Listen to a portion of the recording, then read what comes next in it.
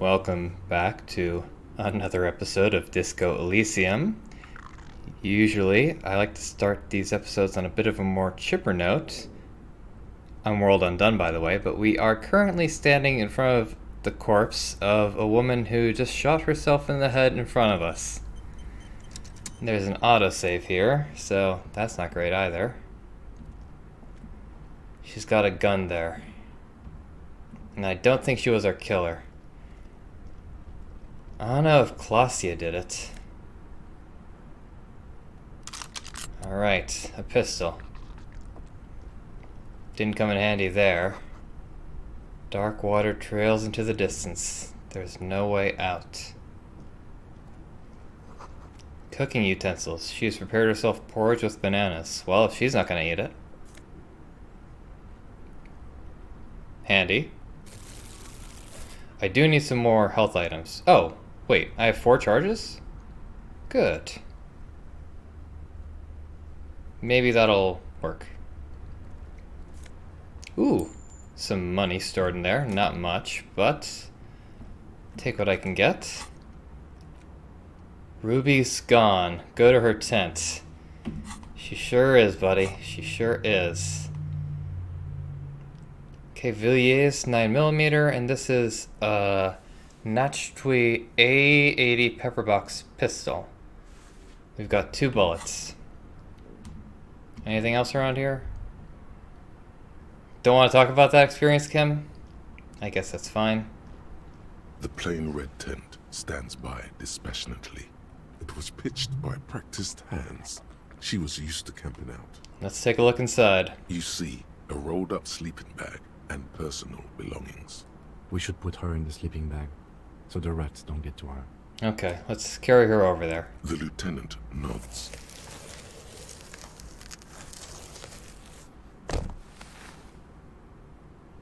There she lies, cocooned in the sleeping bag, surrounded by empty cigarette packs, books, and half-read magazines. Magazines? You should look through them. I'll take a look. Assorted soft covers, mostly pulp horror. A motor carriage lies buried in the snow on one cover. On another, a ghost airship. You also see a collection of radio enthusiast magazines. See anything? Let's find out. Rager Monthly, Journal of Material Science. More Technological Digest. One of the magazines doesn't have images on the cover. It's not a magazine. It's a leather notebook. A notebook? You pocket the worn brown leather journal. She watches by, motionless. Watches. We should read this immediately, like right now. Okay. Sounds good. Like right now. I can do that. Do I have a thought going, by the way? Looks like I do. Right. Interact. Notebook. Here it is. A well-loved journal with a brown leather cover and the brand name Schneller embossed on the back seems to have served as a loyal friend to a lonely traveler. A thick journal. The cover is worn like someone used to carry it around in their back pocket. Let's examine it. It's made of full-grain leather. The lower left corner of the back cover sports an embossed brand name, Schneller. This was important to her when it was still hers. Alright, let's unwind the strap. The journal falls open. About 2/3 of its ruled pages have been filled. That's quite a bit. Let's study the handwriting. The large cursive of someone who writes quickly and confidently, perhaps too confidently. Many phrases and even paragraphs have been crossed out, with tiny corrections scrawled above and in the margins. Alright, let's flip through the pages. It's a mix of logistical notes, diagrams, and personal reflections, all dated. We could learn a lot from this. What kind of logistics? Hard to tell exactly. It's mostly noted down in code. Looks like contact information, quantities, directions. There could be useful information about local operations in those notes. We have a junior sergeant at my station who's good with codes. I can give this to her after we finish this. Professionalism is his coping mechanism. Fair enough. What are the diagrams of? Esoteric radio technology. The most recent ones probably pertain to the latitude compressor, sketches, calculations of distance and density. You make out a familiar spiral shape. Anything personal? Short, wry observations of people and places. Probably a way to pass the time on the road. Also, what appears to be attempts to sort through some difficult decisions. There are a few passages with many questions in them. Staff issues. Always tough on the leadership. You smell traces of betrayal. How far back do the entries go? The first entry is from August 2nd of last year. It reads simply, I know my position is precarious. All I can do is make myself as useful as I can while looking for a way out. Remember, no one is indispensable. What did she write about the day Lely died? Nothing on March 4th. March 5th, though, well, that's bound to come back and bite me in the ass. I'm bad at this. Loyal to a fault. But that's another matter entirely. You have no idea what she means. These are personal notes. Don't expect to understand all of it. Anything about La Puta Madre? That name isn't mentioned as far as you can tell. Small wonder. Would you talk about La Puta Madre in your journal? You do see an M though. La Puta Madre. M is mentioned on March 9th and March 15th. Let's read the entry from March 9th first. Great. M's peon is coming to town. No doubt to investigate the lynching. But also, I feel it in my gut to finally put a bullet in my head while I'm napping in my lorry or on a smoke break. Well, I won't stick around just to twist my own neck by constantly looking over my shoulder. Then again, isn't that what I've been doing ever since I got the call? Things played out just as she had feared, except you didn't shoot her. It's in you to do something like this. Kill her. Physically, at least. You could pull the trigger if you had to. What a coincidence. Is it? Can you be sure? What if you are secretly being manipulated by La Puta Madre as you pursue this investigation? What if he wiped your memory on purpose? I find that difficult to believe. On purpose? That's pretty far-fetched. Thank you, Logic. Let's read the entry from March 12th. Been holed up here for 3 days now. I'm used to being alone and all, but I don't know when I'll be able to leave, or if I'll be ratted out. They will rat me out, of course. I've made it a point to believe in the best in people, the boys, for example.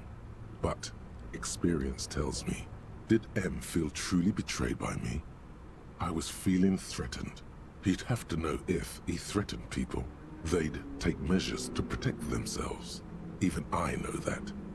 Economic measures, first of all. Gotta make a living, right? I can still hear his voice in the receiver. Taste the plastic. The entry ends abruptly. The call was a courtesy. He must have held her in high regard to personally tell her he knew about her plan to run drugs for the competition. What's the most recent entry? The most recent entry is from today.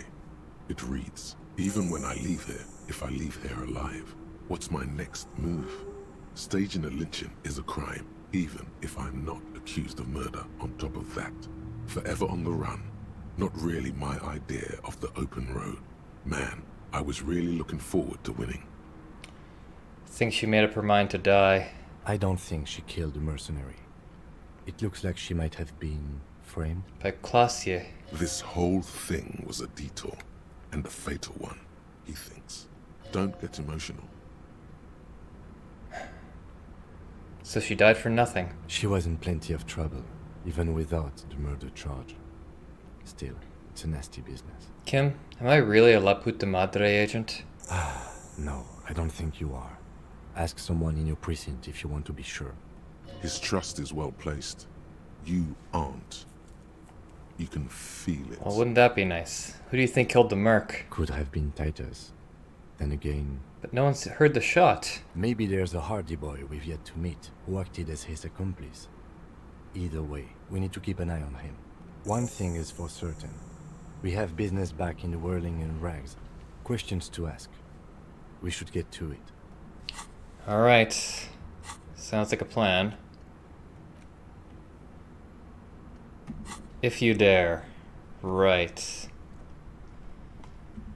Well, goodbye, ruins.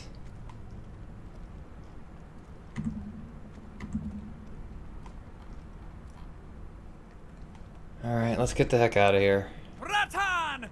Now is the time! Time for what? Oh, you will see. It feels like the tie is rubbing itself against your chest like a cat in heat. That's the spirit! The blue medicinal spirit! Grab the bottle and uncork it! It is time to unleash the other world! Wait, right now? A woman just died, and you think now is a good time to party? Ratan! Life and death are inseparable! There's a party when you're born, a party every year to celebrate that birth, and a party when you're put in the ground. Why shouldn't there be a party when you die? And besides, this isn't even about that. You have no idea what this is about. This is gonna be so off the hook. It's gonna be off all hooks. Alright, let's try it. The bottle opens with a silent, mysterious hiss. The fumes rising from its mouth are as crisp as the northern winds. Now, Bratan, take me off. I didn't know I could do that. Bratan, have I ever lied to you? Just take me off. Okay. Your fingers manage to undo the oily knot, and the necktie slides off. It looks so frail sitting there in your hand, weighing almost nothing. Now what? Now, put me in the bottle. But why? Trust me. Just trust me. You and I are gonna have so much fun it should be illegal. I suspect that it might be. Just put me in the bottle, Bratan. I'm not gonna let you down. You and I are like the same person. Alright, I'll put it in the bottle. As the necktie slides into the purifying liquid, large stains of grease rise off from it and float to the surface. There, they quickly dissolve and disappear completely, cleansed by the blue spirit fire of 98.7% pure alcohol. The fabric looks almost new again.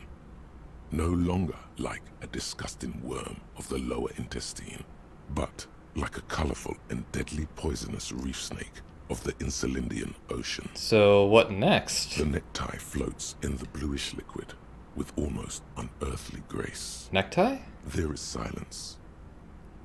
I'll cork the bottle and put it away. The lieutenant has been observing you quietly all this time. Spirit bomb. I think Goku's got one of those. He's struggling to keep silent, but finally seems to give up. I've got to ask, what are you doing? Okay, Kim, I didn't want to tell anyone, but my necktie has been talking to me lately. Of course it has. It started when I woke up in the whirling in rags. It's been talking to me ever since. And what has the necktie been telling you, if I may ask? We're buds, mostly just goofing around. Okay, so why did you put it in the bottle? Because it told me to. Right, okay. Anyway, I'm glad you told me your necktie has been speaking to you. For a It second, must not have been easy. it looks like he's about to add something. We're all under stress. This is turning into a great big mess. I'm not judging. Just keep it together. Let's go. Okay, thoughts done. Apricot chewing gum scented one.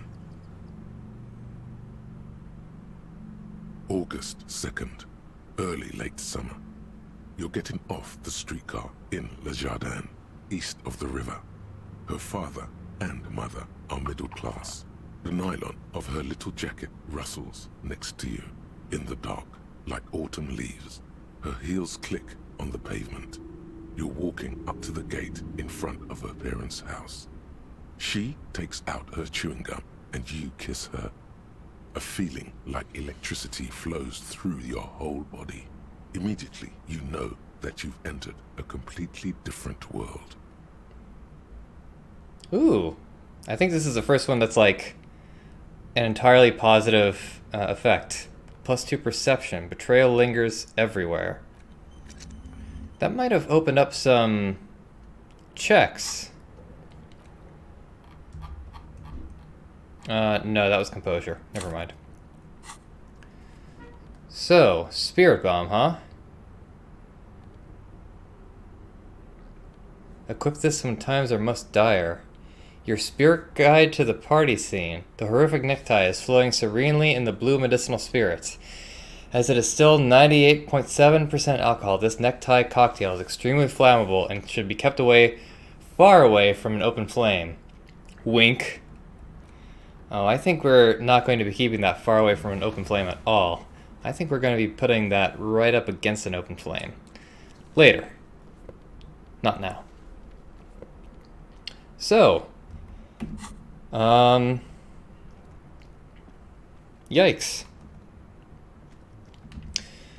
What a mess this turned out to be.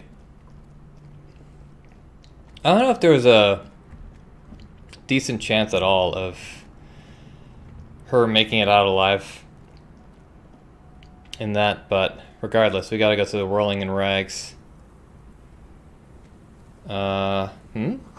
The beams are splintered. The bridge didn't collapse on its own. Artillery broke it. What are you?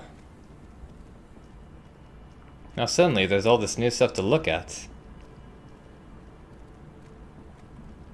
Wait, is there... The trap is filled with dead and poor things. No. I thought I saw something moving in there, but I guess not.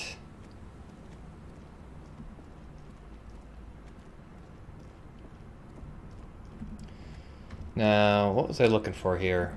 Just that guy. This is what I was looking for. Okay, yeah, thanks. You keep telling me that.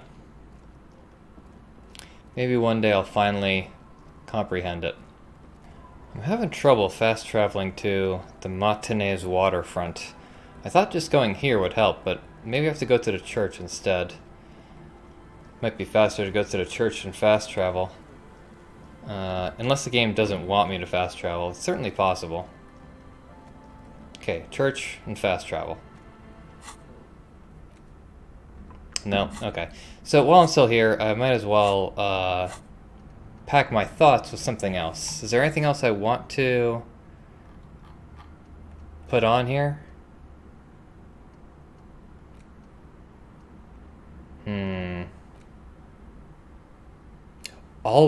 All red checks fail? Whoa. I'm not okay with that temporary research bonus. Not at this stage in the game. Okay, so what are the bad thoughts I have? It's not a great one. -2 suggestion. This is not a great one either. But +1 psyche, I can keep it around. +1 psyche. I mean, that's just gotta be...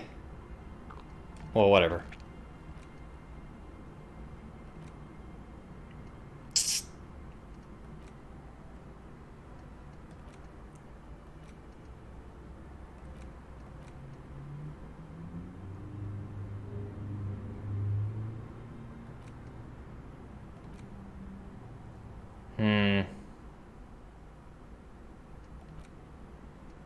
We'll forget Coach Physical Instrument. Insulination HUD. Let's look for opioid receptor antagonist. Easy enough. Okay, so I really can't fast travel from here? I guess not. Alright, so I'll see you guys later. Much later. Stop. Now. It is time. For what? Crisis. Death. You can feel it in your blue soul. What am I supposed to do? Your old friend has prepared you for this, at great cost to himself.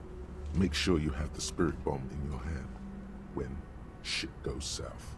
You hear what sounds like an enthusiastic gurgling coming from the spirit bomb in your pocket.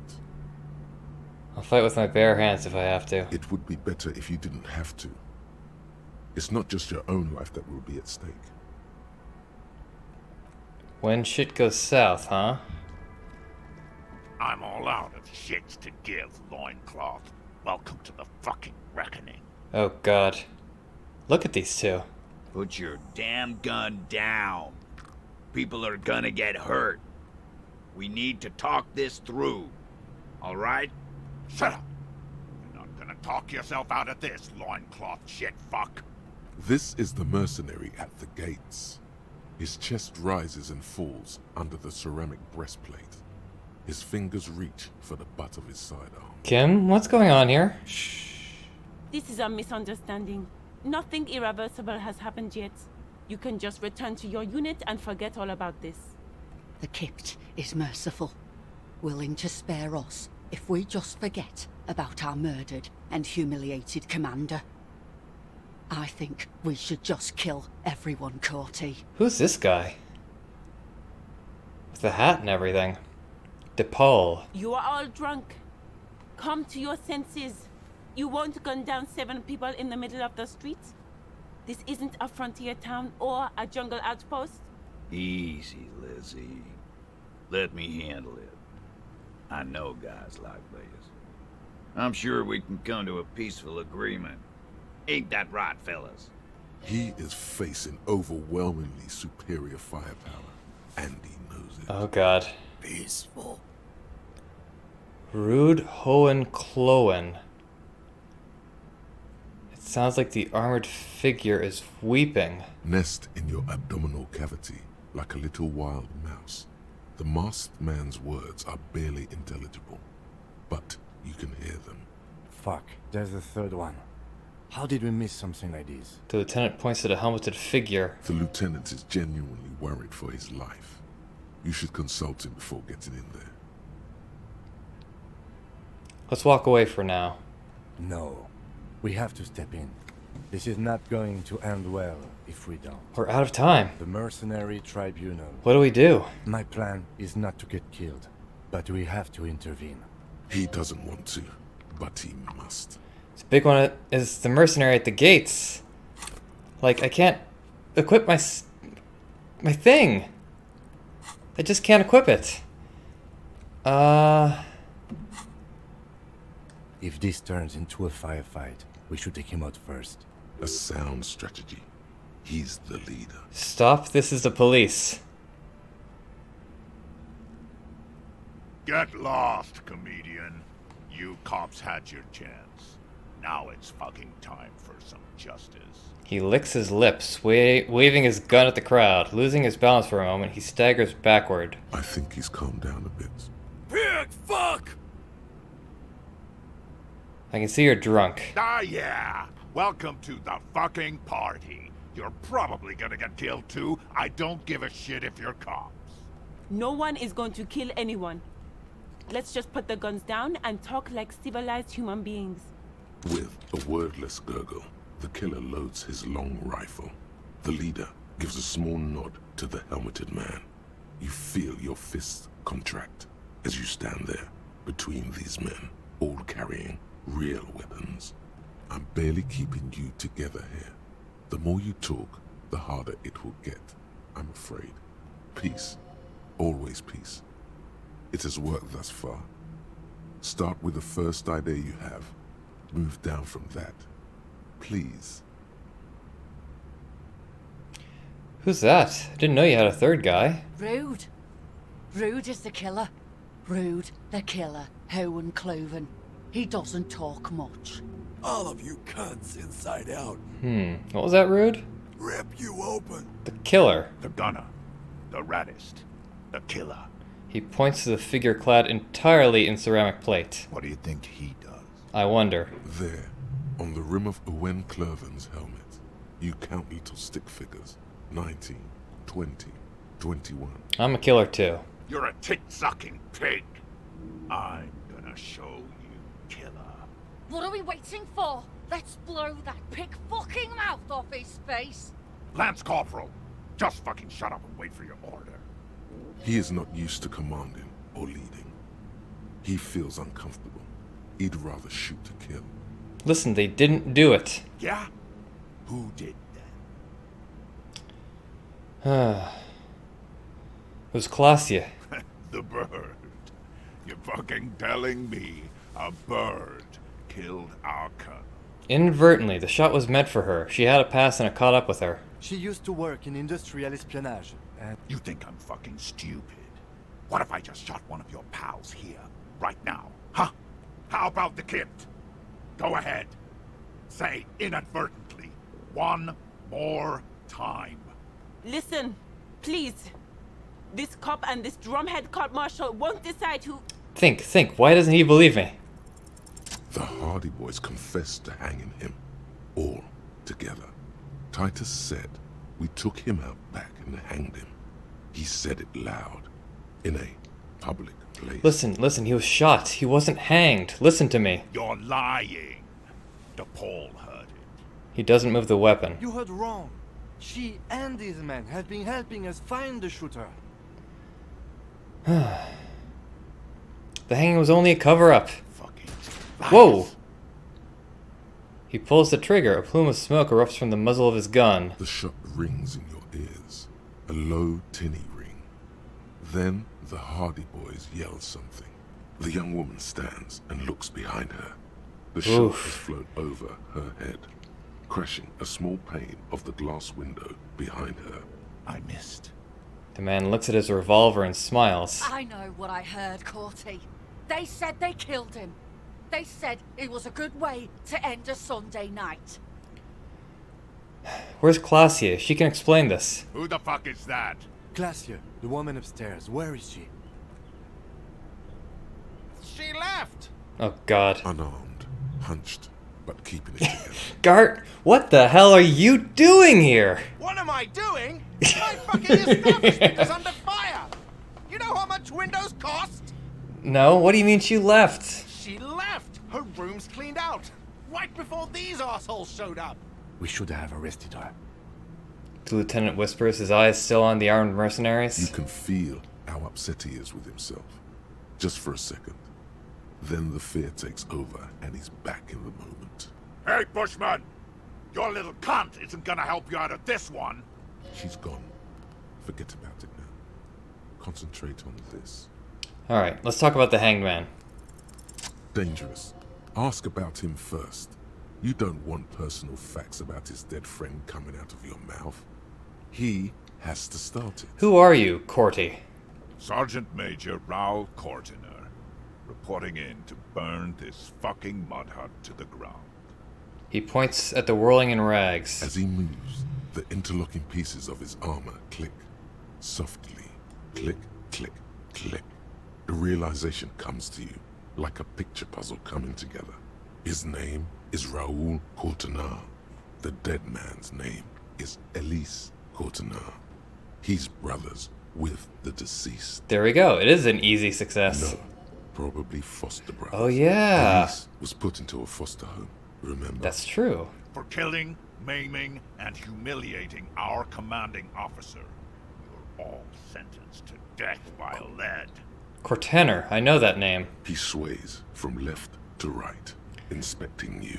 Raul and Ellis Cortaner. I'm sorry about your brother, Raul. He wasn't my fucking brother. We just grew up on the same farm and got beat into place by the same sick fuck. And then went to the same military academy, and the same unit, and the same war. Same fucking mud hut town, too. He looks around and wipes his face with his armored glove. Okay, good. His parents left him in a fucking leaf compactor. Who? Laylee. Yes, when he was small, just an infant. We researched him. We contacted the ICP and looked at his birth records. That was in there. And other things. They fucking put Laylee in a leaf compactor. And now these cunts finished the job. He waves at the gang huddled by the doors. It's a mind fuck, Corty. He wasn't put in a leaf compactor. They're making it up to fuck with us. Major, permission to. Open fire. We can't have that. Interfere now. Banatal 41. That really happened, didn't it? Our colonel did what he had to do. It was either one cunt or 100 of them. Rude here. In your ship pipes, right in the fuck. He likes to fire mortars at random coordinates. Wipe out mud huts like that. When he gets bored, Laylee knew how to command. He was a good commander. I can see you miss him. Oh yeah, he would have commanded this fuckhell way better than I did. But that didn't happen, because Hayseed, Bill, and Kipty the Kipt here He points to Titus and Eugene. fucking murdered him. Had him stink the village up for 2 weeks after. And you folks did nothing. I feel like I did a lot. Listen, man. We told you we... Told us what? What did you say? Who said that? Tattoo fuck. You'll die first. He had blue eyes, didn't he, your brother? Baby blue, yeah. Like someone fucked up and put a baby's eyes on a grown man. He smiles, pulling his face in a strange way. It was creepy, but bitches like that shit, I guess. Or I don't know what bitch is like. I just know how to mow down cloths.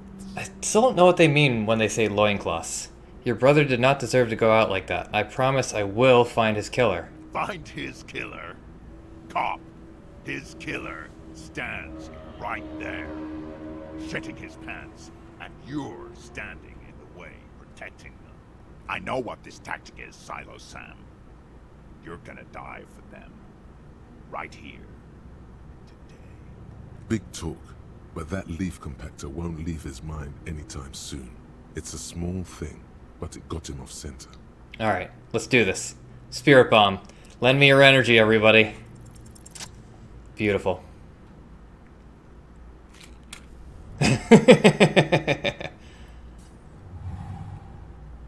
With a crash of shattering glass and a terrible roar, the fire draws in oxygen. The bomb hits the mercenary in the chest, swallowing him in flames as he staggers backward. In the fiery inferno, you see your tie. Coiling around the man's neck. It is no longer horrific, but beautiful and pure. I only ever wanted you to have fun, Harry. It calls out to you one last time. Wait, I didn't even know your name. My name, should you know it, is Jobson AS Men's Fashion Model, Colorful Tie, catalog number J327. I know so little about you. How did we meet? One day a sad man walked into a clothing store. He looked really darn like he hadn't had fun in years. He needed someone to show him how to rock and roll again. Jobson AS catalog number J327 shone on the tie rack, trying to get his attention. The sad man picked it up and put it on. He looked at himself in the mirror, didn't smile. Nothing will ever heal me, but at least I'll have a funny tie. And from that moment on, we rode together. The rest of your clothes were still normal back then, but we took care of that soon enough. Did we have any fun? Truthfully, not a lot. I did everything a multi-patent necktie can do to help a man. I mean, I tried to get you to do all the fun things. Drink beer, drink wine, drink cider. Go to parties with young people around and drink beer and cider. Do drugs too, so you don't fall asleep. You had some fun, but not enough to heal you. What's wrong with me? Your heart is broken, Bratushka, and it cannot be mended. Believe me, I've tried. Why is it going between the limbic system and Jacksepticeye? Am I gonna stay like this forever? No, you're going to be mowed down by gunfire from the 2 remaining marks. So no, not forever. Fair enough. Who broke my heart? You both did, Ratan. Deep down, you know it was both of you. What's going on with that guy? This guy, well, his face has cracked open into a scream of terror. It looks like he's performing some sort of a shamanistic dance that requires you to be on fire. Yeah, his body contorts in a very disturbing manner. There's no mincing words with this one. He's dying a horrible, painful death as you're talking to your tie in your head. Yeah, couldn't happen to a nicer guy. Smells like a steak on the grill. The burning flesh in your nostrils. He got what was coming to him. Eventually, we all do, Harry. Goodbye, necktie. See you on the other side. The necktie disintegrates into molten heat, its last remaining embers letting out a pop and crack that sounds like... Harry, for God's sake! Watch out!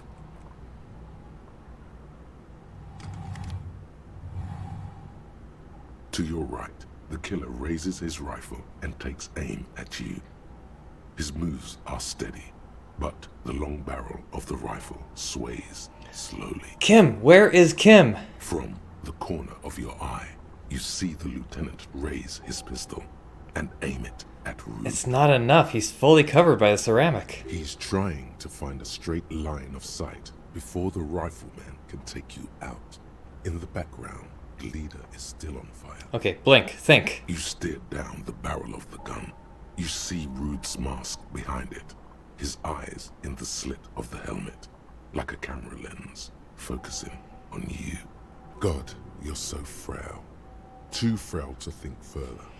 Time is running out. Well, I don't like how low the chances are, but here we go. The shot rings and you stumble. Something violently tugs at your shoulder, pushing you backwards with incredible force. Wait, what? A volcano of burning pain erupts from your left shoulder. God, please. The lieutenant says quietly, without trembling. He aims face pale. He's aiming for the eye slot in Rude's helmet. An extremely difficult shot. He has to. The rifleman will fire at you again. Then, 2 shots ring at once, and you hear a scream. But you're too hurt to see who got hit. Kim, did he hear the rifleman? Blood gushes from the helmet's Beautiful. eye sockets as Rude staggers back, disoriented. The sounds coming from his helmet are not human. An unbelievable shot from the lieutenant. Who screamed? Glenn, dying Oh, in a no. puddle of blood behind you. His mangled torso has 2 gunshot wounds. Blood gushes out of them like red geysers.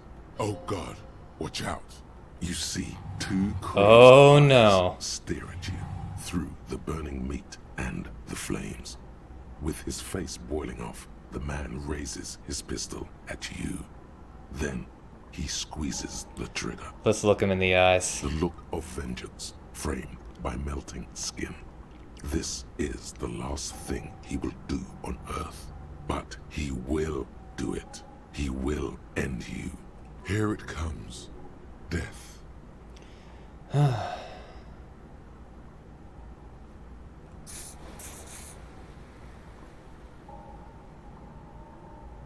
Let's evade it.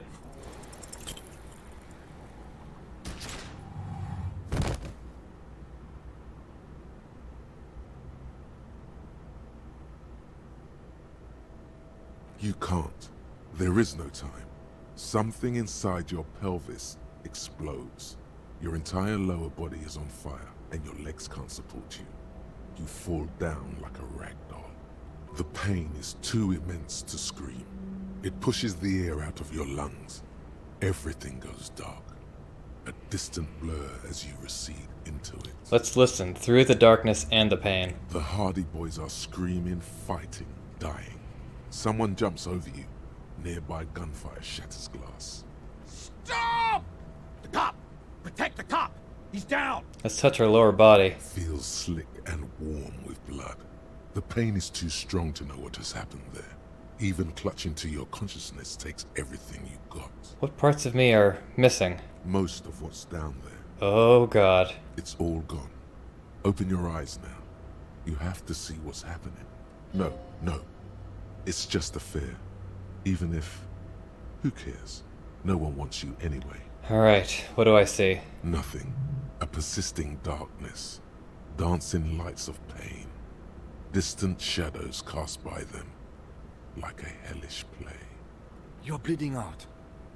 Out of it, a silhouette appears! Kim, you come to save me! Crouching over you, you hear a familiar voice filled with urgency and fears.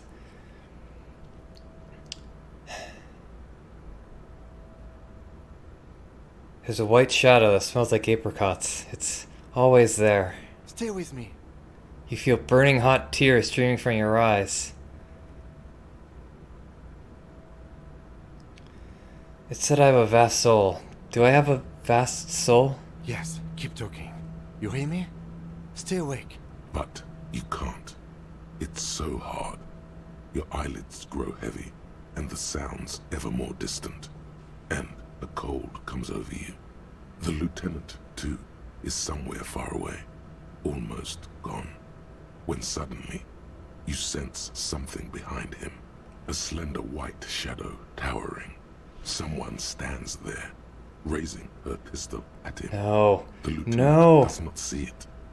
He's pushing down on your wound with both hands. Okay, if I'm gonna pass any check, it's gotta be this one. No, you scream. Behind you, From your bloody lips, your eyes are full of fear. There is no room for hesitation. The lieutenant turns around and fires, his body falling on yours in the course of the motion. You hear a faint scream, a woman's. Then the sound disappears, like someone pressed stop on the tape. The woman is gone. So is Kim. Then The whole world. Falls into total darkness. This is death. One more door, baby. One more door. Will I be a ghost now? Brother, you already were a ghost. Up there, screaming along with all of them. Scaring each other. Haunting each other. It's the living who are ghosts. The dead are silent. They don't rattle windows or write letters in blood. The living do. Leave them behind. Rest. Nope, let me back into the fight. The fight? There is no fight. The fight is over. It was lost 1,000 years ago. You have laid here forever. Keep falling deeper. Take the door. He's not taking it. His body is not taking it. Oh God, no. He's not disintegrating. He's swelling up instead. Over the hours, hurting, moaning in his sleep, and rotting, and being disinfected, and smelling of drugs, and feeling saliva in his mouth, drifting in painkillers, thrashing in his wound sleep. He can't go. Not before the case is solved. There is a radio in the distance. A radio of the world. Playing sounds. Good morning, Elysium. Soon you will return to the world. Hours turn to days. Soon we will get up again and go through it again. Finally we know what the infernal engine was outside. The clarion call. It was him. He is the infernal engine. He never stops. He only gets worse. Alright, one hell of a read.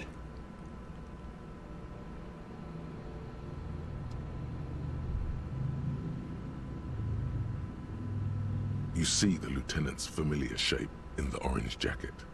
It turns double, then triple, from the pain. Kim. Sunrise, Parabellum. Wow, the room is cleaned.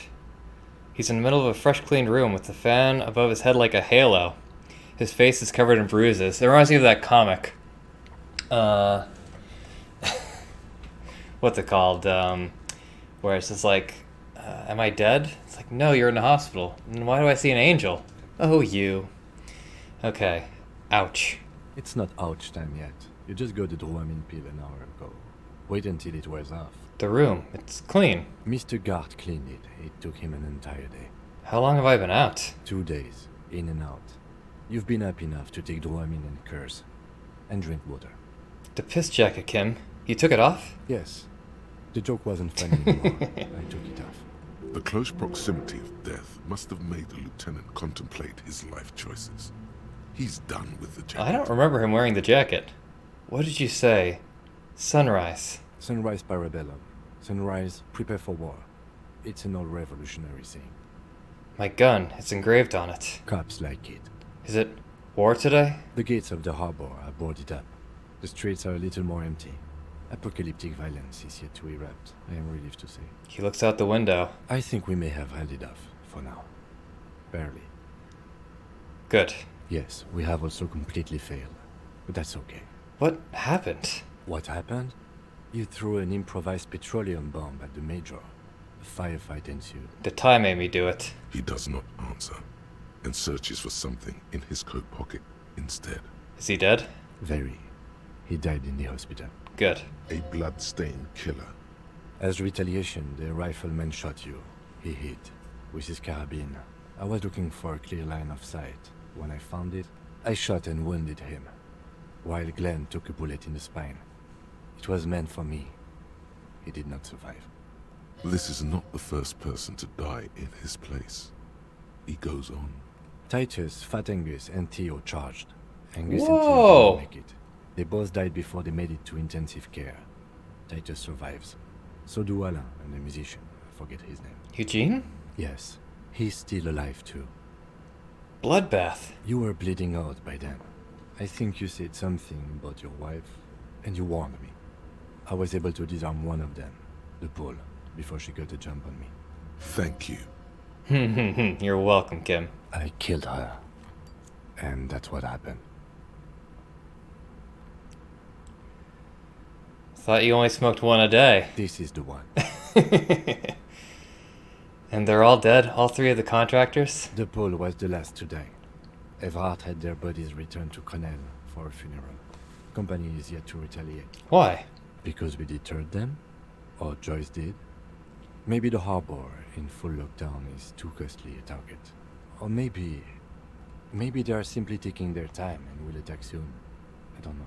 How many casualties on the Union side, total? 4. Glenn, Theo, Shanky, and Angus. The fat one, he took a lot of bullets. Oof. Yeah, Shanky, you didn't mention Shanky before. I mean, not a lot of love lost for Shanky, at least. Angus was, he was alright in a pitiable kind of way. He was just, so pathetic that... Sorry, I'm eulogizing these people because, they all had personalities. And Glenn was kind of weird, but he didn't deserve to die. Theo seemed kind of cool. And it seemed like there was a lot more going on behind the surface with Theo, but I guess we'll never really find out more about that. Well, no time to be sentimental. All. It's a total shit show, Kim. Yes, officer. 7 people are dead. It's not a success. That's not the line. +1. Ruby. But what's done is done.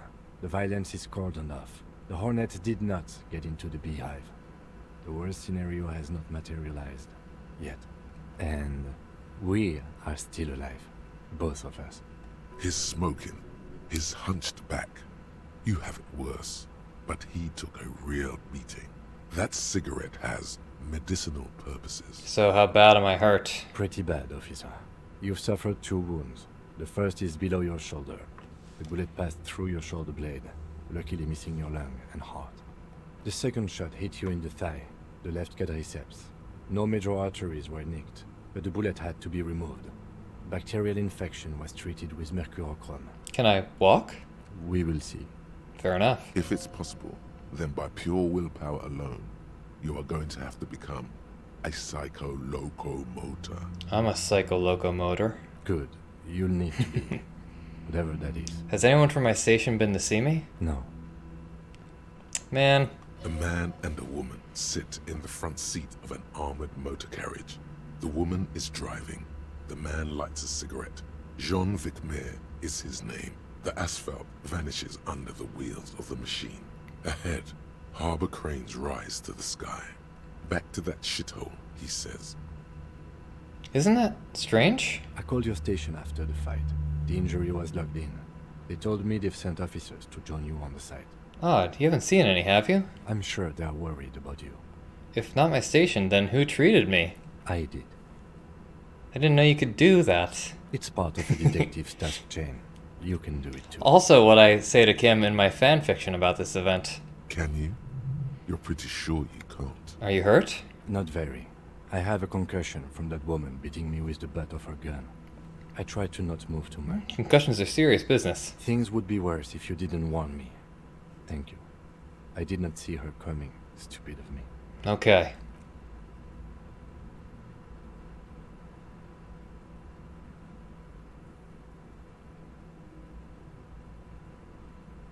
Easy now. The lieutenant turns double again before your eyes, an orange hue of pain. Your balance is way off. You feel like you're about to fall over on that thing. How are you? My disco days are done. Your disco days should have been done quite a while back, Lieutenant Leifert. I think you're right. What happens now, Kim? I honestly don't know. But I don't know either. We can't talk to Everhart. The harbor is in lockdown. Everyone in there is outside our grasp now. Joyce has left too, thanks to our meddling. You don't think it was a good idea? I don't know what to think. It might not have been a bad idea. There is a pin somewhere in the machine. Something is keeping Connell from sending in a death squad. He looks out the window. Maybe it's her. Maybe she kept her hand. Either way, Ruby's gone. And Classio too. We really should have arrested her, you know? Wait, you've checked? She's really... Guard confirmed she left 20 minutes prior to the tribunal showing up. Who did it then, Kim? Who killed the hanged man? I don't know.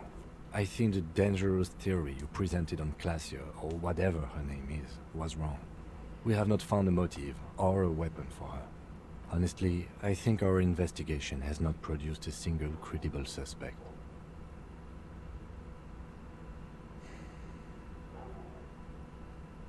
There's still a 28% possibility the shot came from a distance. We should go upstairs, rethink the ballistics in situ.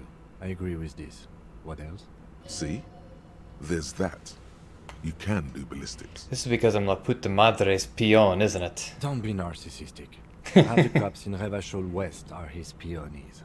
Even if you are, it is not a decisive factor in this case. That does make some sense. The fucking Maybells, Kim. The flowers. What? This one, remember? Every piece of garbage in the city is not connected to the case. You don't have to keep everything. The goddamn footprints. Yes. God curse the footprints. Not solving the case for us. Au diable. An antique bullet from a Belle McGraw 4.46 millimeters. How hard can it be to find one? How hard can it be? It's extremely easy. There are thousands lying around. We found one. All completely unusable. It's precisely how easy it is to find one that makes the bullet useless. There are all those old bunkers and weapon caches, Revolutionary era. We could find thousands more if we wanted. All of Revachol is full of them. But they seemed so mysterious. I can't believe they're fucking useless. No need to be melodramatic. You know what I think about solving crimes? He arches his brow. The ceiling fan patiently spins overhead. Solving crimes is hard. It really is very hard. He sounds surprisingly weary. You're not ready to give up, are you? No. Are you ready to limp? I'm ready. Good. Where do you want to limp to? The lieutenant did mention doing more ballistics. We should check Miss Katarzyna Zalesia's room upstairs. Why not? He extinguishes a cigarette on the sole of his boots. Another look at the window, perhaps? The one he was shot through. I don't know. I can't think of anything better. Alright, so let's check out this thought that I just got. Opioid receptor antagonist. Halt. Put down the pipe, scumbag. The narc is on the scene, and he's gonna tell it to you straight. Drugs are for losers. They fry your brain and rewire your circuits to self-destruct. And they make you masturbate too. Have a drink instead. Have two. Have 3 bottles of wine. It's impossible to masturbate after 3 bottles of wine. You underestimate And my remember, power. Friends don't let friends get high. Or be sober. Peace out, little brother. So no positive effects from drugs and no negative effects from alcohol. Okay, that doesn't give me anything, so we'll forget it. So how about the date of birth generator? Sure. Okay, well, let's take a look here. You see gleaming white enamel, no bottles inside. Look, the door is open. You can walk right into Kim's room. So I can. This stereo 8 player has been reunited with its right speaker. Handy. Take a look at this. Oh, the window's broken. Newly replaced glass, shining in the morning light. You hear traffic outside. Back in the world again. Alright, I know what this is, but I'll click it anyways. It's Could you an earth stop? every day. Stop. Alright, let's open the door. Check out Kim's room. No, no. Just let me through. Alright, so before we make love to Kim, let's put away the flashlight. Take out this crowbar here. Pry bar. The alarm is set for 6:50 a.m. No wonder he always gets downstairs before I do. Medicinal supplies in the cupboard. Mercurochrome, a scalpel, antibiotics. Good. Okay. It's Yeah, an yeah. earth every day. Okay. These papers bear the stamp of the RCM. They appear to be fragments of the lieutenant's paperwork, half finished. You may have notes on this and other recent cases. I had Garth open the door to your room. You were running a low bacterial fever the first night. Thank you for keeping this thing alive a little longer. It would have been easy were it not for my concussion. We both got lucky, considering the odds we faced. Let's go. God damn it, you're so freaking cool, Kim. How am I supposed to deal with it? No. Fool me once. Shame on you. Fool me twice. Shame on me. Fool me 3 times. Like, seriously, what the hell, man? Oh, wait, this is new.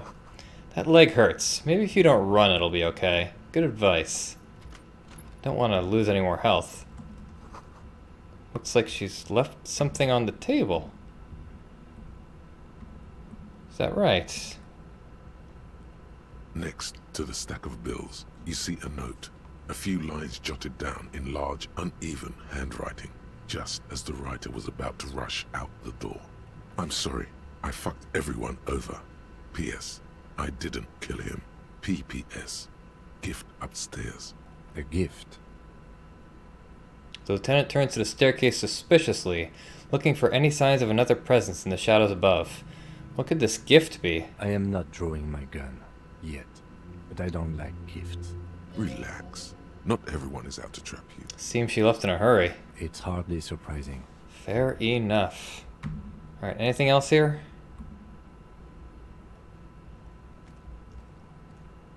Maybe I should have equipped the ceramic armor.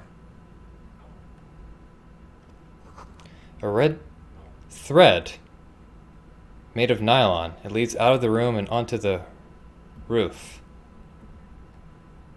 Ballistics.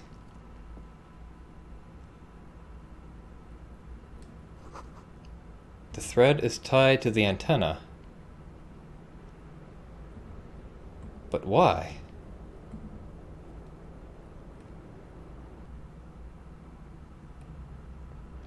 You see the same 2 neon-lit shapes, a man and a woman, only now a red thread bisects the room, pointing from the antenna outside to the cupboard on the wall.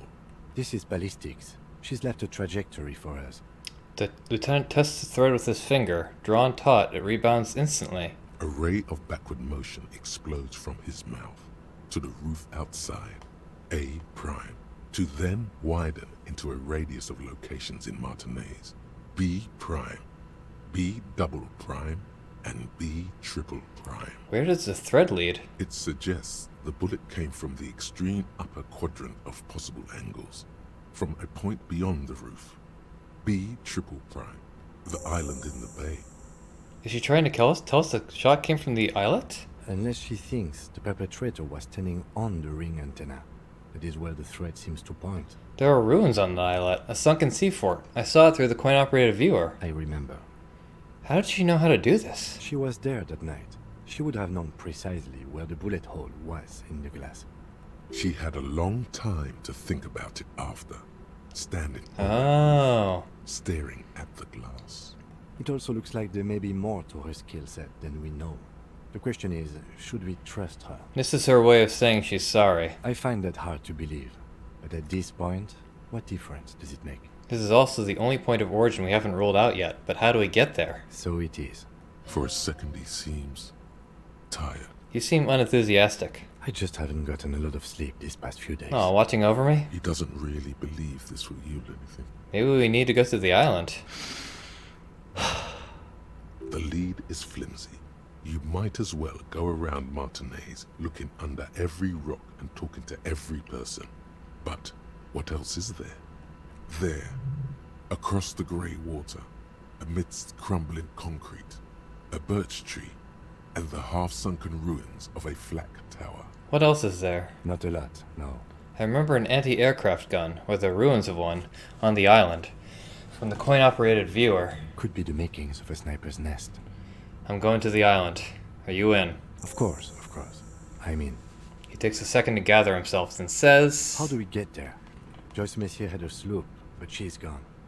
Liliane, the net picker. She's towing her boat. Ah, yes, of course. The village. Let's go. Okay. Alright, we've got a lead, and finally a way to go to the island. Oh god, it's Sunday already. A red thread. Yeah, I gotcha. Alright. So to avoid injuring myself, I think fast travel really is the way forward here.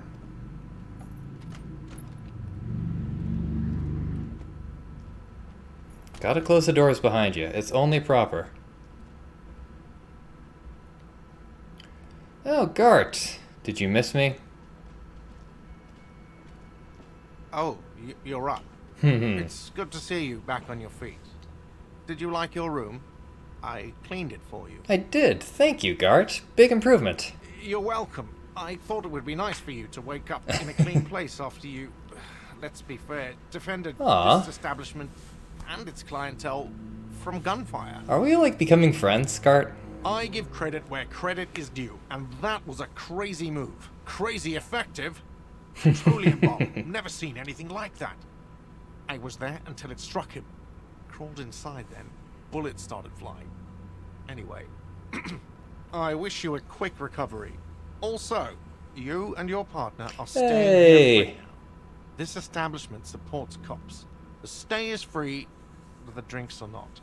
It just felt I needed to specify that. Fair enough. Where did everyone go? Oh, you know, people don't tend to stick around after shootouts.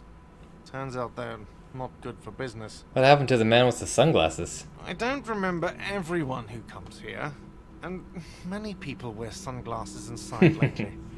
Must be a fad. I think we're talking about our partner Jacques Maire. Okay, so I have to mention, when it happened, you were right out there on the balcony. Yeah, I was. Yeah. That's because I'm a bad ass. You say it as if two different words. If you say it as if two different words like that, it just sounds like there's something wrong with your ass. Yeah, well, fuck you too then. Do you have any more questions or stylistic pronunciation advice? He's not too offended. Nice. The experience has changed something in him. Alright, thanks, Gart. No problem. They'll come back. They always do. Goodbye, Gart. Fantastic. That was fun. Oh man, I feel like we should talk to Titus and his buds. We gotta talk to Titus and his buds. How about you? You got anything new? Hi again, Gendarme. No. Bye-bye, Gendarme. You're still here. Okay, so we'll save and then talk to the grieving Hardy boys.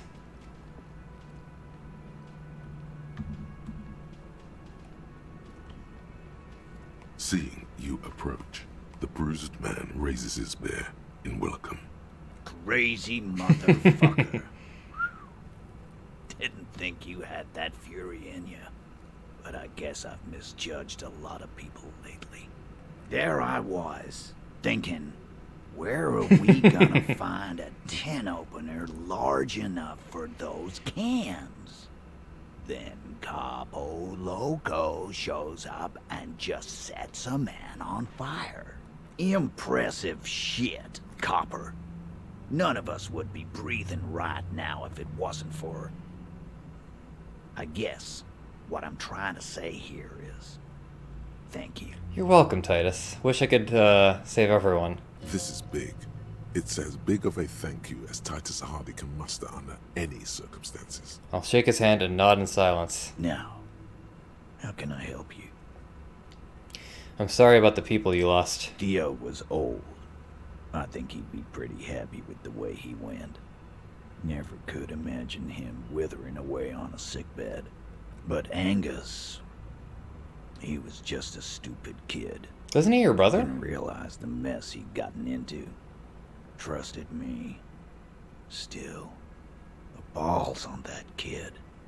Went down fighting for someone else's shit like a fat, angry bear. Here it comes. The last one is the worst one. Glenn? He only deals with it by drinking copious amounts of 8% beer. Wasn't there someone else? Because 7. There's only 3 people in here right now, as far as I can tell. Oh, there's... yeah, this is Elaine. This is Eugene. Oh, but there's also Shanky. And Glenn. Glenn was my friend. Best I've ever had. I'd love that crazy homo like my own brother. We're all fucked without him. But what do? This job is shit. Hold on, where's that Janky fella? Dennis, that poor little rat is dead too. I always thought he'd run, but no, he stayed. Stupid, brave fella. They were good people. I'm sorry it went like that. Well, yeah. Memento mori, right? What does that mean? It means you might die tomorrow, so live every day like it's your last. Ain't that right, fellas? Absolutely. Today, I'm going to get drunk, eat good food, and bed a good-looking guard. Because tomorrow, a motor carriage might run me over. Or a mercenary crew might come in. Or you might die of a heart failure. Or syphilis. Hey, fuck you for ruining a beautiful idea. What's going to happen to the Hardy Boys now? I guess I'll take a closer look at our union members. There's bound to be some ambitious fellows there who'd love nothing more than advancing social democracy by busting some heads. Might even ask Tibbs if he's tired of replacing windows, and maybe wants to have Tibbs some is his fun brother. with his brother. Anyway, don't you worry. As long as Titus Hardy's standing, there will be Hardy Boys. A lot of these characters, Gart and Titus Hardy included, like, I started off just really not liking them, and they just so grew on me. So I gotta say, well done game in that respect. He's right. The numbers are replaceable. In an organization of thousands of men, there are plenty who join. Do you know what happened to Klaasje? Don't know. Don't care. I'll be glad if I never see that fucking woman again. Titus, after all we've been through, level with me. You really liked her, didn't you? Nope. He did. Okay. Same here, man. He shrugs and tries to look uninterested. Well, she was certainly quite the good seducer. Any idea what I should do now? Judging by the sight of you, I'd suggest crawling into bed with a bottle of whiskey in one hand and a big tit in the other. Who has... Oh, Monica! Yeah, you guys keep talking about Monica. Where's Monica? Yeah, Poppy Monica visiting Janro. Oh, wait. She got a nap for me and forget about their worries. Biggest pair of milkers in all Rebach. Hi, can I get a latte with breast milk? I mean breast milk? I mean breast milk? Sorry.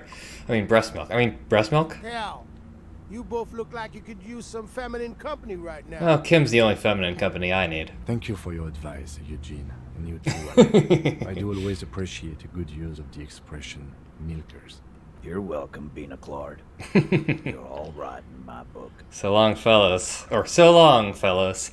Be good so I don't have to come back here again. Take care, coppers. You two look after yourselves now.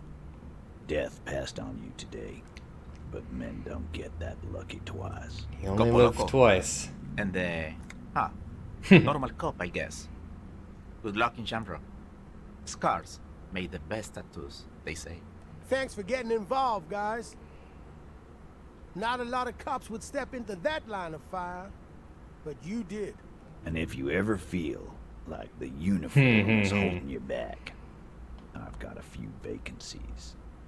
You'd make one hardy boy, copper. Thanks, Titus. And Titus Hardy himself would make a good officer. That man was born to lead. The RCM could really use a man like you, Titus. Think about it. I will, capo. That's a promise. Now scoot, because the Hardy boys got some mourning and drinking to do. Take it easy on the drink. The danger has not passed. This town needs you on your feet. Good point, Bino Claude. Keep the vol under 12% tonight. Yeah. No wine or hard liquor. Think manana could make a good Hardy boy. You know, honestly, I don't. I really don't. Oh my god. Is that Cindy the Skull? Un jour, je serai de retour près de toi.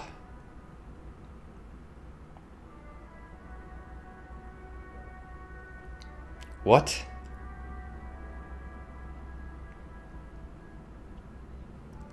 Okay, un jour is the day, I think. Je serai près de toi. Is you? Well, whatever. It'll translate for me, I'm sure.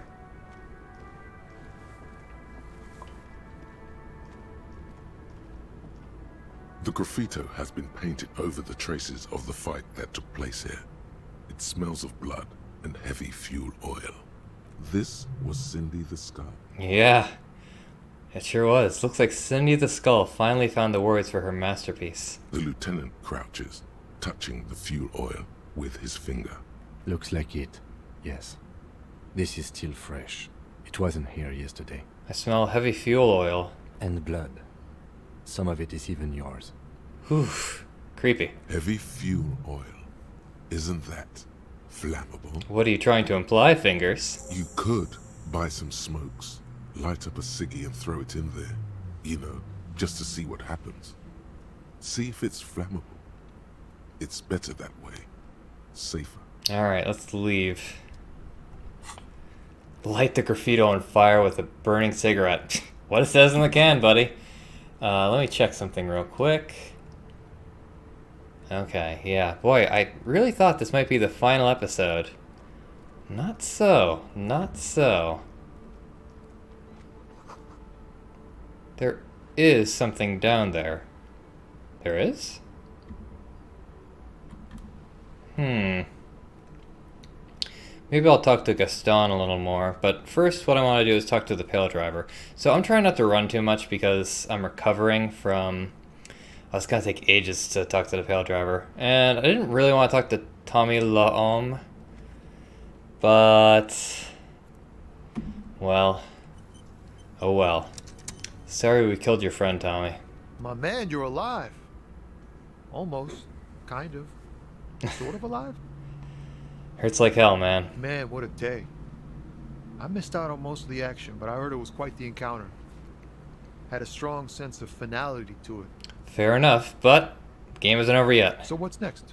You guys heading back to Jamrock now? Talk is local union muscle were behind it all.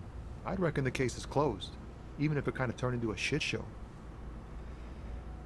I'm still looking around. Loose threads to tie up. Good luck with that, my man. Ain't easy being you. But hey, you're still breathing, right? Yeah, I'm surprised by this. You're not angry with me anymore? Fuck it. I'm a bad guy now. There's things more important than holding a grudge. It's okay. You've been through enough. We are what we are. And you're a cop. Right, a few questions before I go. Shoot. Sorry, man. Didn't mean it like that. Ask away. Okay, that's cute. What's gonna happen next is probably not so cute. I met the lady driver on my investigation. She's called Ruby. Okay. Is it wise to share information about the case like this, sire? The lieutenant throws you a quick glance. What are you doing? Just thought you might want to know her name. That's probably for the best. You keep your job to yourself. With a job like yours, you have to. That's all for now. I kind of want to talk to the Pale Driver. Because now I know what her name means. I don't think this is going to be the final episode, folks. This game really keeps going. I wonder if I do have enough time tonight to shoot the final episode. Anything's possible, I suppose. Alright, Pale Driver, you still hanging out over here? Looks like the lorry jam is still around. Wait, where is she? No. Is the Pale Driver really not here anymore? She was right here, wasn't she?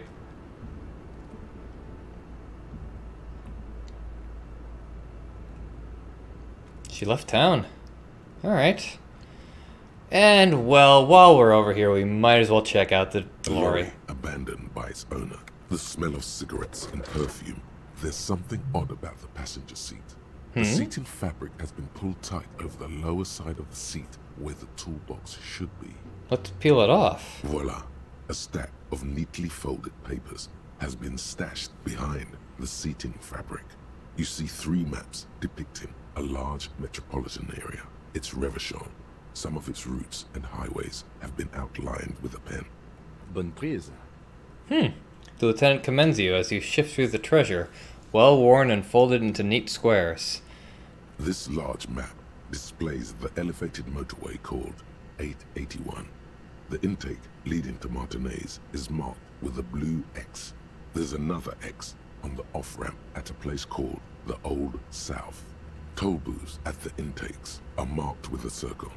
It looks like there are scant few ways of getting onto the elevated motorway that runs over Jamrock, and this person knows them all.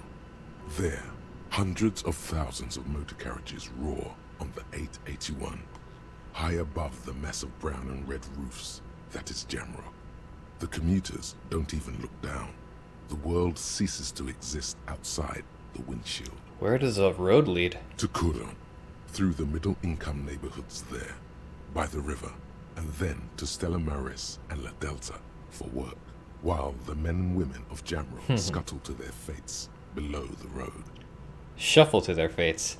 Let's fold open the second map. This municipal map from the 30s displays a complex system of storm sewers underneath a sub-district called the Pox, old military hospital, right adjacent to the 41st precinct. No storm will ever drown Revachol. The great solution to the riddle of history. Let's take a look at the third map. The final map displays a labyrinth of service tunnels left over from the construction of Motorway 881. A few routes have been marked with a pen, where the tunnels and sewers surface near the eminent domain and a traffic island in central Jamrock by the lake. These service tunnels were probably used during the construction of the foundation beneath the motorway. Looks like the smugglers have infiltrated the road network belonging to East Motor Tract. The smugglers have infiltrated the motor tract. So it would seem. The lieutenant examines the maps with a furrowed brow. The RCM patrols most of these auxiliary roads, though apparently not all of them. Where does the contraband end up? Hard to say. This distribution network looks certainly large, yet still vague enough. It doesn't reveal much about the Besmerti behind it. Besmerti? That sounds vaguely familiar. The Besmerti is a Revacholian crime syndicate. They see themselves as the inheritors of the 14 Revacholian Indo-tribes, but really they're just violent gangs vying for control on the west side of Revachol. With cool names like La Puta Madre and Aura Mazda. It's a dark parody. Who do you think is behind this? It's definitely not the Union. They just do some logistics. This operation has spread everywhere in Jamrock. If it's that widespread, then Madre remains the most likely suspect. I wonder if Madre's our killer. Here's bad news. There have been attempts at a serious investigation before, but they haven't ended well for those involved. Lieutenant Kitsuragi is a brave man for saying Madre's name, without the winces and whispers that usually accompany it. Somewhere on a hidden field, a flash of light, a whirring sound. Camera lenses focus on a man in a ragged police uniform, standing in a field of blood-red poppies. A blurry figure dressed in white stands right by the camera. The bedraggled cop is holding a manure fork. "Don't hurt me," he whimpers. But why? Why would I hurt my own peon? Asked the man in white. What kind of an animal would do such a thing? I see. Let's return the sack of papers. Best not to disturb the scene. I'll have forensics go over the lorry and pick this up later. The stack of maps looks just like you closed the rusty old lorry door. Alright, so one thing I gotta do as well is pick up my radio. I should talk to my station, see if I am actually working for La Puta Madre. And I feel like there was one more thing. Maybe I should call Sylvie again. It could happen. I want to know what this means.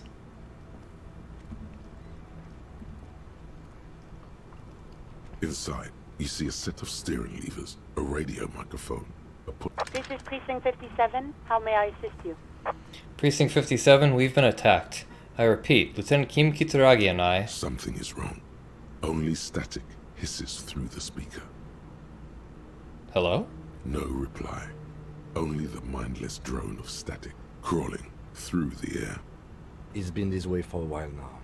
My guess is the Union is listening in on our conversations and jamming outward communications to protect themselves from Cronel. So, that introduction was, we didn't actually hear that. We just, I guess, assumed we heard it. It only happens when someone mentions the attack. The rest is unaffected.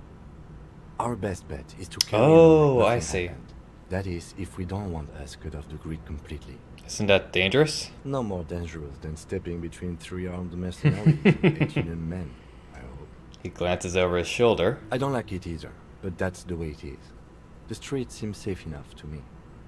If anything, taking out the mercs made things calmer. For now. He flicks off the radio. Silence. You can try calling again. Just don't mention the tribunal. And remember, they are listening in. Everything sounds okay. No drumbeat of total war yet. If anything, everything sounds too okay. In the cabin, you see a set of steer. This is Precinct 57. How may I assist you? Right. 10-4, come in. Firewalker. Firewalker. Over. Jules, I've heard that some people think of me as La Puta Madre's peon. Peon. Do you think I'm corrupted? 10-4, sir. Well, there's been some talk, sir. Some talk? What does it even mean there's been some talk? Do they think I'm corrupt or not? I only meant that there's been some talk in the station, that's all. But there's always some talk in the station. You know how officers in Jamrock are. But then again, some of us truly are on the take. It's unfortunate. Over. Alright, 10-10, over. Roger that, 10-10, over and out. This is Precinct 57. How Sylvie. may I... Just a second. Sylvie Malay. Yes. Hello? Oh, great. What? No? Not me. No, sorry. People don't... So the Union Seems like last year. Are you sure, Lieutenant? Yeah, go. You mean, why did I... Why not? Maybe, I don't know. You hear the corp Anything else I can help you with, officer? No, I'm done with the radio for in now. the cabin. Okay. So is there anything else I can do with this? No, it's done. I've inspected and found out that the answer is, who knows. Case closed, folks. We've done our inspection. Alright, Gaston, what do you think about the shootout? Mon Dieu, officer. It is worse than I thought. Believe me, I know all about that kind of pain. I've had hip trouble for the past week. Weak, huh? Maybe it's time to slow down, enjoy life a bit. Anything I can do to assist you? Can I ask about the Union now? Officer, I just can't do this. Okay, I guess not. Well, that's fine. So, before I head on over to the other section of the map... Oh, I wonder if we can talk to Annette and play Sans. You know, I was just saying, like, oh man, I hope this this game is over soon. My god. But now that I'm, like, actually making it towards the end, I'm really like, oh man. But what about all these people that I've gotten to know? Ace Detective. I can't even talk to Annette anymore. That's sad. Oh my god! Things have gotten out of hand. I thought the psychic stuff was bad, but the crime, it's even worse. I haven't been able to come to work for 3 days. The shop has been locked. No sales, gangbangers running around, shooting everyone. I know I shouldn't have bought a shop in this ghetto. Hey, I'm the one who got shot here. Oh my god, even the police can't take care of all this. Just look at you. You're a wreck. Someone should do something about this. She rubs her pendant between two fingers, thinking. Maybe I should close the bookstore and open a psychic studio. Yes. It makes sense. Crime is the 6th element, you see. The darkest element. I could teach people to protect themselves against bad energies and to fight crime. Sounds like a plan. Life must go on after all. Do what you love. Yes, what Martinez really needs is more vigilantes roaming the streets. Exactly. Brilliant idea. Thank you, officer. I'm going to start drawing up business plans right away. In the meantime, do buy the books. As many as you can. They won't be here for much longer. Is there anything else I can help you with? Farewell for now, book peddler. Or should I say, psychic. Okay, we've got to talk to Cindy. After that beautiful, beautiful art. Anybody down here? It doesn't matter. At least I don't think it matters. Wait. Cindy isn't here. Man, I'm walking around so slowly like this. Where the heck did Cindy go? She's not at the dock of the bay. Oh, I know where she could be. She could be in the coal room. 'Cause that's where she lives, right? Anyone in here? Just me and Kim. 100 tiny feet scurrying beneath the grates. The rats of the city. Well, it was worth a shot.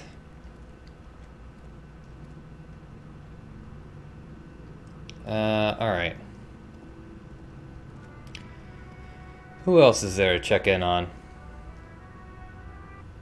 So there's this over here, whatever the heck this is.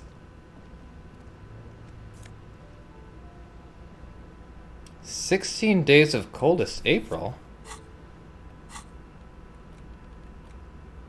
The cover features a row of concrete buildings with a monochrome rainbow in the sky. It tells a rather excruciating story about two lovers during a period of ethnic unrest in Yugograd. The book has been filed under psychological realism. Yugograd, huh? Is this, like, Yugoslavia? But Yugoslavia just means, like, South Slavs, right? Ah, whatever. Give me a moment. No, I'm good. Alright. Anything else to talk about here? Alright, person isn't back in their room. No, it doesn't look like it. No use going upstairs. And, well, let's go to the balcony. Why not? See if there's anything new waiting for us. No, not really.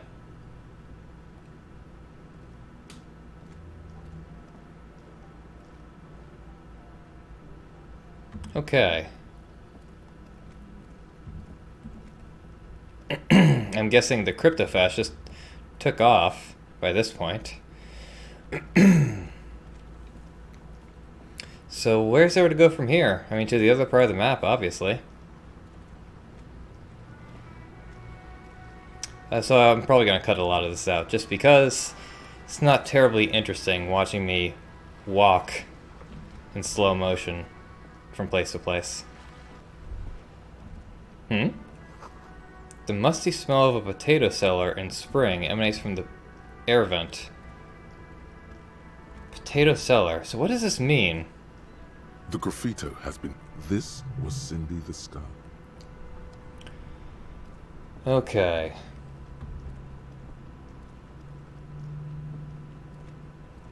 Oh, right. Let's see if there are still some scabs hanging out by the gates. Oh, and the racist lorry driver is gone. That's odd. Wonder why... Because the pale driver is gone too. Yeah, nothing here, but La Mañana, or not La Mañana, Call Me Mañana, is still here, and the racist lorry driver's lorry is still here. Is he in there? A lorry stuck in the windows are clear. They've been recent fumes of heavy fuel oil. Yeah, nothing special there. So, harbor's on lockdown. Might as well talk to Call Me Mañana. Oh, is Measurehead still here? Doesn't look like it. Weird. Oh, I know what that means. Hero stares at you with respect, then gestures towards the trickles of blood adorning your clothes. Danger comes with the boyadero lifestyle, right? There are types of danger. The one I'm usually concerned with is lung cancer or getting mauled by wildlife. Not bullets. It calls back to an older era where this was commonplace, though. You have a true boyadero heart. Thank you. Where is everyone? Hiding, gathering themselves. The harbor's in full lockdown, friend. No getting in or out, for the time being. You can't help me get inside? No, man. Not today. Today is war. He says it matter-of-factly, like it's no big deal. What's going to happen next? Time will tell. I'll tell Everard you dropped by. I'm sure he'll be glad. Right. What will you be doing now? I'll be okay here, doing lookout. Quite the sight, aren't they? Getting to like that red I am. Don't worry about me. I live to alleviate the worries of our brothers. Hmm. See if any insane killers turn up. Then I'll run. And live. Try not to get shot, huh? I'm sure I'll be luckier than you, friend. His grin is as wide as a desert. Good talking to you, man. Gotta run. But now that Measurehead is gone, or at least I think he's gone, that means I can finally get behind him to inspect that crate that he's been hiding. Oh yeah, it's all coming together.